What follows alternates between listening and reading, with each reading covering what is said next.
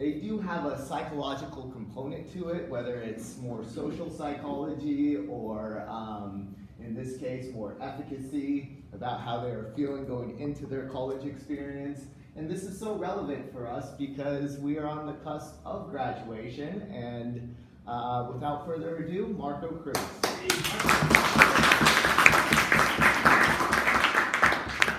Hello everyone, my name is Marco Cruz, my senior college advisor, advisor was Mr. Calhoun, and today I'll be presenting to you about whether or not high school actually prepared students for college. My course goal from the beginning. These were the 4 questions that I set out to answer by the end of my senior project. The first was, what kind of high school is best at preparing their students for college? And then it was how they are doing it, why some students feel they were not prepared, and what would help improve the overall education style of high school. How I came to my project question. You see, BASIS gave me a very interesting education, something very different than I would have received at any other type of high school. And through contact with friends that went to those different types of high school, I learned that there was a difference in emphasis when it came to extracurricular activities and different subjects. In terms of subjects and courses, there was a difference in the rate at which courses were covered, as well as the information that was covered as well. In extracurricular activities, it was things like clubs and sports. I know that if I had gone to a public school, I would have received a much different experience when it came to sports, like homecoming games, marching bands, and maybe even having a stadium to perform those sorts of things in. Although that is all different because of district control, government laws, and most of all, funding. And I'll go over that more when I explain the different types of high school. First of all, there's public. There's government school, it's free to get in. There's at least one per district, has money from the government, it's completely funded by the government, and it has to follow, not many actually, all laws that are imposed by the government. It's magnet. It's a special public school. It specializes in either science or art, and it is made to attract a more diverse type of student body. And it is also government funded. And then there's charter. It's publicly owned and privately run. It's a government and publicly funded. It is mostly independent, but independent from the laws imposed by the government. And how that works is that when charter schools are being made or are in the process of setting themselves up, they're able to adhere to the state district in terms of what certain laws they don't want to completely adhere to or just kind of have some leeway with. And then can have their own curriculum. Well, that is not entirely true. They still have to follow the same general line of teaching that public schools have to go along with. But then again, they're able to have some leeway. And why is that? Well, that is the government and publicly funded part. They receive much less money than what public schools receive. The rest of it, they actually have to come up with their own.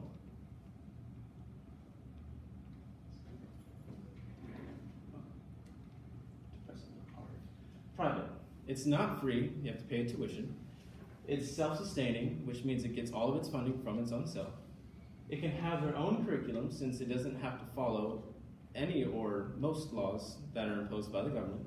And it can have their own teachers. This was just something that I found interesting when I was doing my research. Private schools can hire teachers that don't even have a college degree or went to college in the first place.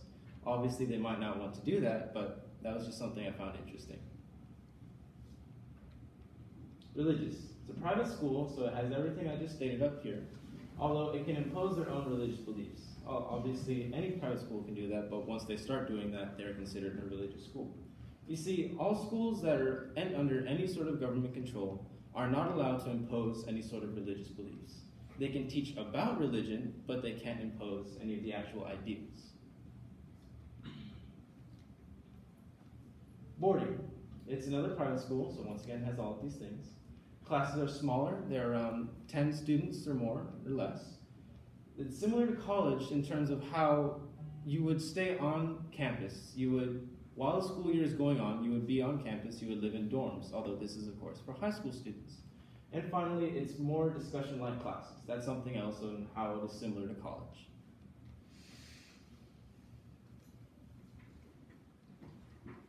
Okay, method. So this was how I received my data. I created a 14-question survey. Most questions were yes or no. To complete, it usually only took about 3 to 4 minutes, and I was granted the help of BASIS to print out my surveys. They actually let me print out about 350 to 400 surveys, paper surveys. And to show you, I made plans to 7 different colleges. This was where I collected my data. I went to these 7 different colleges, or planned to, so that I could talk to college students and collect my data directly from them.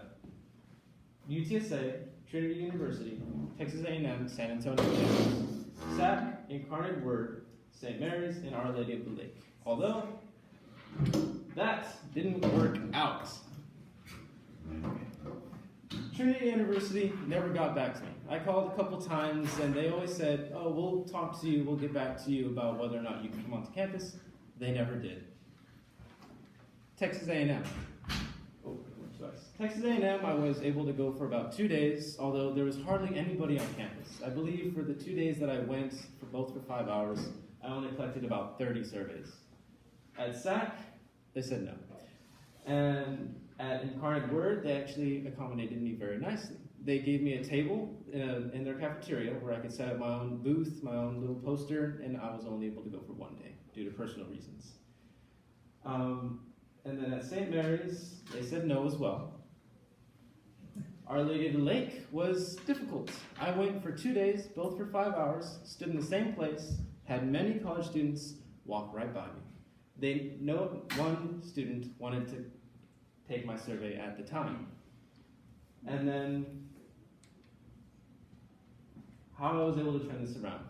I didn't mention UTSA in that previous slide because they were the most accommodating. They let me stand in front of their John Peace Library, which is where a lot of students go to study, and it's also their main cafeteria. And so I went for several weeks, and for each day that I went, I was able to collect a fair amount of surveys. And the second part was reforming my technique, reforming myself. You see, I had to make myself look nice. I learned on the second day when I decided to think what would happen if I went in joggers that, well, that wasn't a very good idea. So from then on, I wore a nice pair of pants, collared shirt, did my hair, nice shoes, the whole bit. And to build off of that, I became an apex predator. That was me going through trial and error in trying to figure out what was the best way to get people to take my survey. It was reading body movement of the people that were passing by to figure out whether or not they were interested in the first place. It was looking at eye contact. It was wondering if they were just looking at their phones and walking by as fast as possible so that they wouldn't have to deal with me. It was also things like getting their attention. I had 4 clipboards in my hand, and if you slam them together, they make a pretty loud noise. So if I did that and they looked at me and I caught their attention and I kind of like showed them surveys like, hey, you want to do this, you know? And if they maintained eye contact for a good amount of time, that let me know that I should go in for the kill. So here is a picture of what my survey looked like. You'll see that it's actually 3 pages, which is something you generally don't want to do for a survey. They see a packet, they're like, oh, I don't want to do this. But I made sure to tell them it was mostly yes or no, and it should only take them 3 to 4 minutes. And finally, my results. You'll see that public was the majority of the amount of types of high school that the students went to that I got my data from. 248 of my surveys came from public school. Next was private at 26, charter at 13, magnet at 13, religious at 3, and boarding at 1, which added up to 304 surveys that I collected on my own, standing out in the middle of somewhere. It was pretty hard. My first question was studying promoted in your school? I asked this, well, actually I'll build off of that later. 240 said yes, that studying was promoted in their high school, and 64 said no. You will notice, and this will be a general trend, that this was the same for each type of high school. If the majority of the answer was yes, it was the same across each type of high school. So, okay. My second question was studying methods provided by your school, by the teacher? See, I asked these 2 questions because there's a difference between simply telling the student, go home and study, and actually telling them, this is the best way to study this material, or at least what I think, or helping them figure out the best way to study. You see, students learn in different ways. Some learn through visual aids, some learn through hearing it over again, and some learn through saying it over again. And I just wanted to know whether or not the teacher helped them learn these things. And from the previous question, it was they were promoted, but it sort of grew to a bit more of no, as in they didn't feel as if they were given the right way to study the material. My third question was help available? Did the students feel that the teachers were there for them in their times of need, in terms of could they email them, student hours, could they go to them if they had a question? And many, 265, said yes, and that's good. Now, did teachers care? I'm gonna say something surprising here. Teachers play a big role in the education of their students. I know, it's surprising, right? See, teachers, they're always supposed to be there for the student, and the full question was, did you feel that your teachers cared about your success in high school? And surprisingly, 138 said somewhat. They weren't sure completely whether or not all of their teachers were going to school every day for the main purpose of making sure that they were setting up their students for the future. Were there ways for you to express yourself? I clarified this in the actual survey as extracurriculars, clubs, and sports. Did the students feel that there were opportunities open for them in the school where they could express themselves a little bit more, their passions? And 271 said yes, that there were things for them in school to help them relieve stress, I guess is a good way to put it. Were you comfortable in college? Did you feel comfortable when you stepped into the college environment? Because I already know that there is a big disparity when it comes to high school life and college life. There is a big change in independency in terms of having to rely on yourself a lot more than you had to in high school, because you were babied in high school almost. You had options open to you all the time. And I'm wondering whether or not the college students felt that when they entered college, that they were ready for the change, that they did well, that they excelled. And 229 said yes, and only 71 said no. So that's a good number. Prepared for college writing. The full question was, when you went into college, did you feel that there was a drastic change in terms of what was asked for you in your writing ability? What I'm told by my college advisor is that there is a large difference. There are writing projects in almost every subject, including math. I never had to write a paper in math, so I'm actually kind of worried about that. Now, 169 said yes, and 131 said no. That's a good enough number for me to know that the level that is asked of me now may not match up to what is asked for me in college. And so I'm going to have to work with that once I get to college, because I'm already graduating. There's nothing I can do about it now, other than deal with it once I get there. This was a gateway question. Did you feel that some subjects were emphasized over others? And public said, all of them said yes, that there was some subjects that they felt were more emphasized than others. And then here's the count for the first one, that was math. They felt that math was very emphasized. And then after that, it was writing/literature, and then chemistry, and then chemistry again.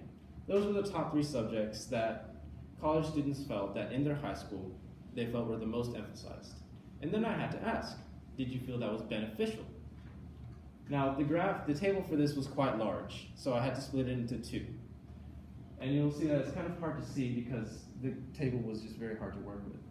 So public, you'll see no and yes right here. So this was for the first question. Did you feel that some subjects were emphasized over others? No and yes. And so the ones that answered yes also felt that yes, it was beneficial. And this was, once again, seen across every high school, except for charter. We had a very, that's not a big enough number to really worry about, but I know that here at Basis, we were able to pick and choose courses, and that wasn't always open to some public schools. That was what I was going to say here. Could you opt out or choose courses?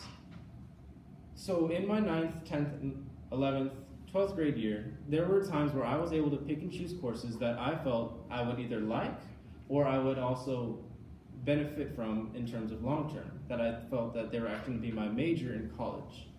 And so it was almost once again split between whether or not they could actually opt out and choose courses.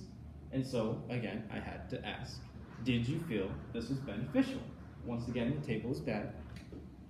The ones that said yes, that they could choose courses, also said yes, that it was beneficial. And the ones that said no, that they couldn't choose courses, said that it was not beneficial. They would have liked to choose courses. Because a set curriculum doesn't always work for every single type of person. Now, my free response question was, is there anything that you feel that your high school could have done to better prepare you for college? This was my qualitative data. This was my last question. By now, the people that were taking the surveys must have thought of something that they wish that their high school could have done to help them prepare for college. And so I cut their answers into two categories. Academics was the first one. Study tactics. This was the number one most frequently answered answer to this question. They didn't feel that they had the right tools to study once they got into college. And I already know why. Because in high school, you took a course over the entirety of 1 year. But in college, you take a course in half a year.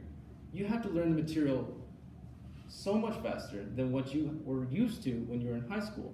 And they didn't have the study methods to help them study quicker, to learn the material faster. And that was coupled with time management.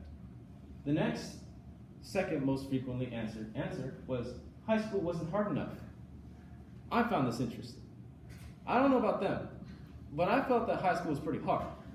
So what they're telling me is that you're in for something else. So they just felt that college was a large jump in difficulty for some subjects. And so once again, I'm thinking that the curriculum that is set for public schools maybe doesn't always match up with what will be asked of them once they get to college. My next was more info and access to dual credit classes.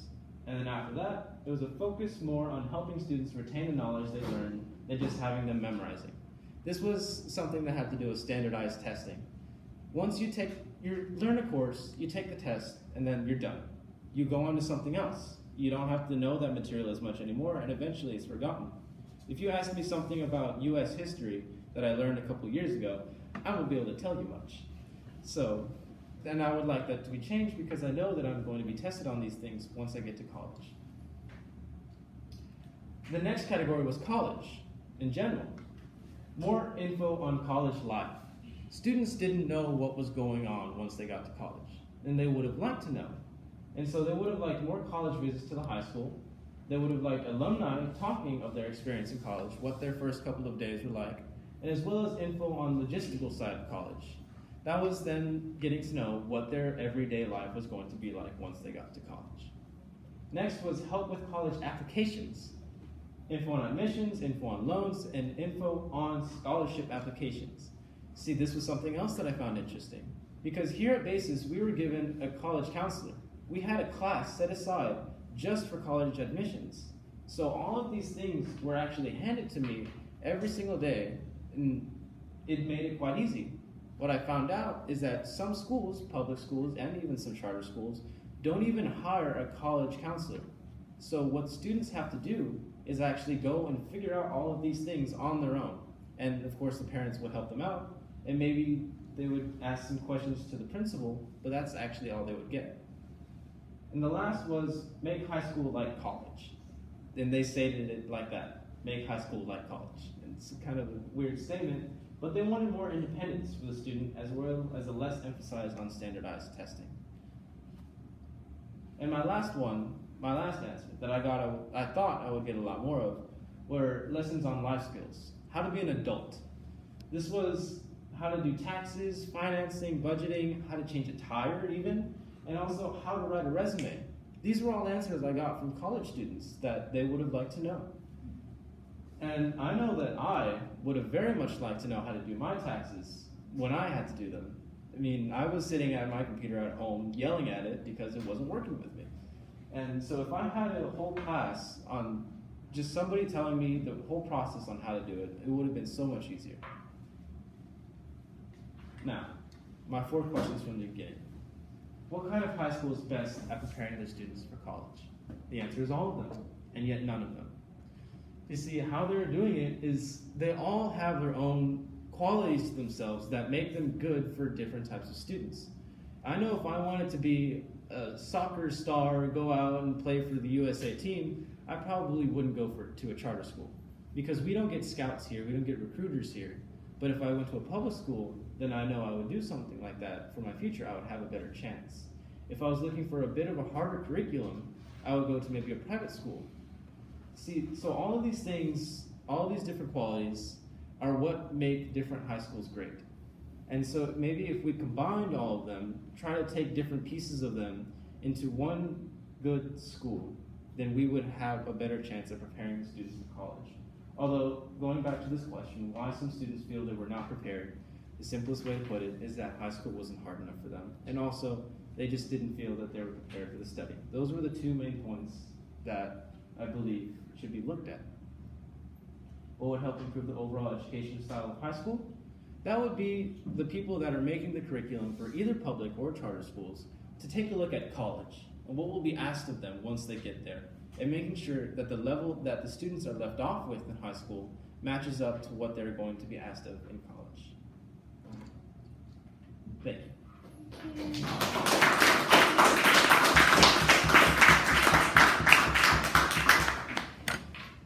Any questions? I talked too much? I'll start with one. So I'm not going to ask you if you think your high school was rigorous enough to prepare you for college, but going back to that piece about life skills, what would be some additions to like a basis curriculum that would go into that in your mind? I mean, I know you touched upon the filing taxes, Right. and I think we've all been there And then- frustrated trying to figure that out. So we did have a class on economics. That was something that we kind of touched on. I took one class on it a very long time ago. Although what was touched on was a bit too much of a broad topic.